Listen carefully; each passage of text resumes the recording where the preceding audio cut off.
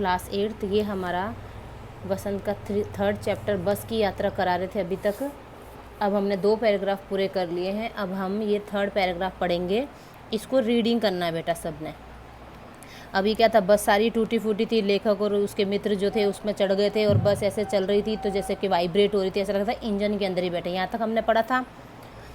बस सचमुच चल पड़ी और हमें लगा कि यह गांधी जी के असहयोग और सविनय अवज्ञा आंदोलनों के वक्त अवश्य जवान रही होगी। यानी कि गांधी जी ने आंदोलन किए थे ना, ये बोल रहा लेखक कि तब तक शायद ये उस टाइम ये जवान रही होगी, यानी नहीं रही होगी। उसे ट्रेनिंग मिल चुकी थी पर हर हिस्सा दूसरे से असहयोग कर रहा था। यानी कि वो वाइब्रेट कर रही थी, एक भसीड़े खा रहे थे, मतलब कांच वगैरह एक दूसरे से टकरा रहे थे। ठीक है। पूरी बस सविनय अवज्ञा आंदोलन के दौर से गुजर रही थी। सीट का बॉडी से असहयोग चल रहा था, यानी सीटें भी उनकी हिल रही थी। कभी लगता सीट बॉडी को छोड़कर आगे निकल गई है, कभी लगता कि सीट को छोड़कर बॉडी आगे भागे जा रही है।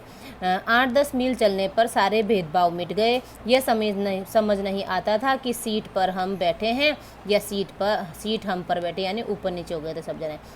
एकाएक बस रुक गई। मालूम हुआ कि पेट्रोल की टंकी में छेद हो गया है। ड्राइवर ने बाल्टी में पेट्रोल निकालकर उसे बगल में रखा और नली डालकर इंजन में भेजने लगा।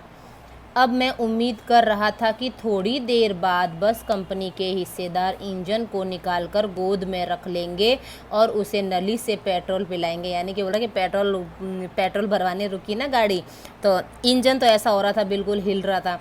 तो वो क्या मजाक में ही बोल रहा कि भाई ऐसा लग रहा था जैसे बस इंजन, ये वो क्या गोद में बैठा करके उसको इंजन पिलाएंगे, जैसे माँ बच्चे के मुंह में दूध की शीशी लगाती है। इंजन का बुरा हाल था।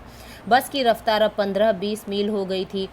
मुझे उसके किसी हिस्से पर भरोसा नहीं था। ब्रेक फेल हो सकता है, स्टीयरिंग टूट सकता है। स्टीयरिंग नहीं होता गोल गोल आगे जिससे गाड़ी को डायरेक्शन मिलती, घुमाते हैं मतलब।